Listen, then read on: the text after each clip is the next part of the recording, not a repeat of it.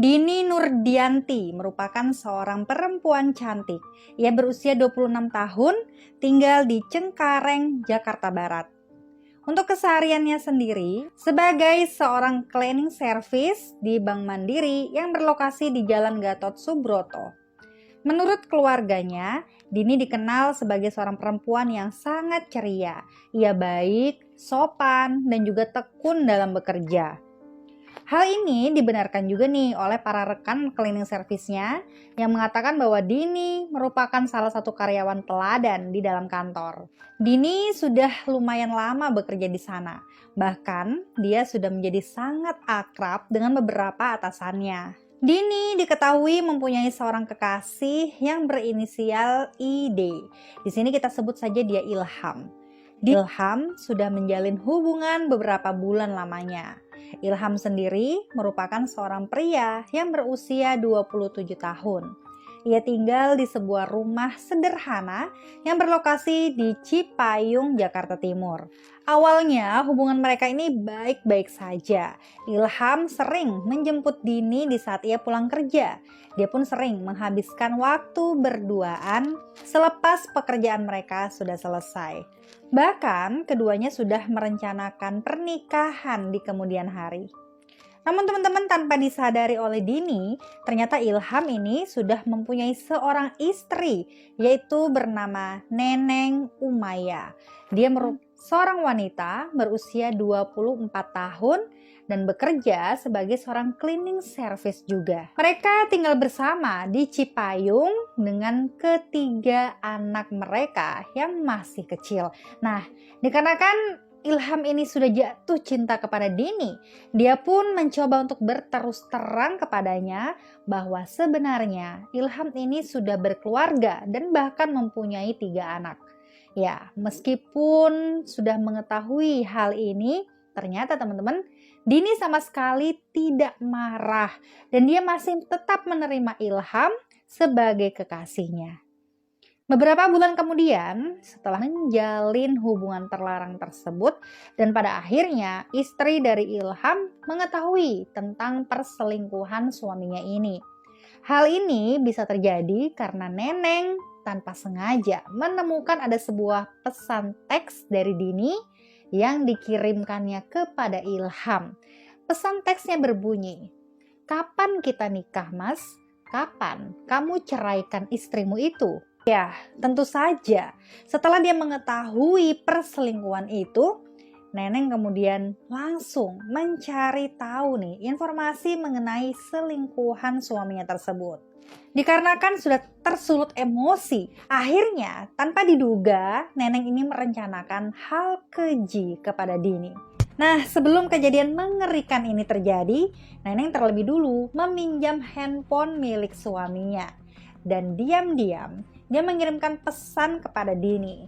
Di dalam pesan teksnya itu, Neneng berpura-pura menjadi suaminya. Dan dia pun meminta kepada Dini untuk segera bertemu di sebuah halte yang berlokasi di daerah Taman Mini pada tanggal 26 April 2022 sore hari. Kala itu dengan alasan dia mengajak Dini berbuka puasa bersama. Pada kala itu Dini mendapatkan pesan bahwa yang akan menjemputnya yaitu keponakan dari Ilham. Nah, diketahui sebelum berangkat, Neneng ini sudah menyiapkan beberapa sajam untuk menyerang Dini, teman-teman. Di antaranya ada gunting rumput, ada kunci Inggris, dan juga pisau dapur yang berukuran besar. Dan kala itu ia juga membawa pakaian ganti. Nah, kepada keluarganya, Dini mengaku bahwa dia akan melaksanakan buka bersama dengan beberapa teman-temannya. Nah, sesampainya mereka di tempat yang sudah ditentukan ya, Dini dan Neneng tadi, yaitu di halte Garuda Taman Mini, Neneng ternyata langsung mulai berkenalan dengan Dini. Neneng mengaku bahwa dia ini merupakan keponakan dari Ilham. Dan pada waktu azan maghrib tiba, Neneng sempat menawarkan air putih kepada Dini untuk sekedar mengganjal perutnya. Dikarenakan kala itu Ilham kok tidak kunjung datang ya, Dini pun sempat bertanya kepada Neneng, "Kenapa Mas Ilham kok tidak datang-datang?" Tapi kemudian Neneng ini malah mengajak Dini ke sebuah tempat sepi yang berlokasi di daerah Cibubur. Dia berdalih bahwa Ilham sudah menunggu mereka di sana. Tidak jauh dari lokasi halte tadi, di saat Dini ini sedang lengah, Neneng ternyata langsung memukuli bagian kepala Dini menggunakan kunci banyak beberapa kali sampai Dini tidak berdaya. Melihat Dini ini masih bernafas, Neneng pun langsung menikam bagian perut Dini menggunakan gunting rumput yang telah dia siapkan sebelumnya. Dan akhirnya setelah dia melihat Dini ini sudah tak bernyawa lagi, Neneng kemudian menyeretnya ke dalam sebuah parit kecil yang tidak jauh dari lokasi kejadian. Setelah menyelesaikan aksinya tersebut ya, Neneng pun bergegas ganti baju. Dikarenakan pakaian yang sebelumnya dia gunakan itu sudah berlumuran darah gitu ya teman-teman. Nah kemudian pakaian itu pun dia buang di sebuah kebun yang tidak jauh nih dari lokasi kejadian. Kemudian setelah itu dia langsung melarikan diri. Dan teman-teman, beberapa hari kemudian sang kakak korban yang bernama Rian, dia mulai khawatir karena adiknya ini kok sudah tidak pulang selama berhari-hari. Bahkan di saat hari raya tiba, Rian pun sempat menanyakan kepada semua teman kerjanya, bahkan kepada atasannya Dini ya, tentang keberadaan Dini. Namun jawaban dari mereka itu sama, yakni mereka sama sekali tidak melihat keberadaan Dini dan mereka sama sekali tidak mendapat kabar apapun dari Dini semenjak tanggal 26 April. Dan akhirnya dikarenakan tidak kunjung ketemu, dia pun langsung melaporkan kejadian tersebut kepada pihak kepolisian. Nah, menurut polisi, ada kemungkinan Dini ini jatuh sakit dan sedang dirawat di rumah sakit. Namun Rian mengatakan bahwa adiknya itu sama sekali tidak mempunyai riwayat sakit parah. Dan Rian juga mengatakan bahwa Dini sama sekali tidak memiliki masalah apapun dengan keluarganya.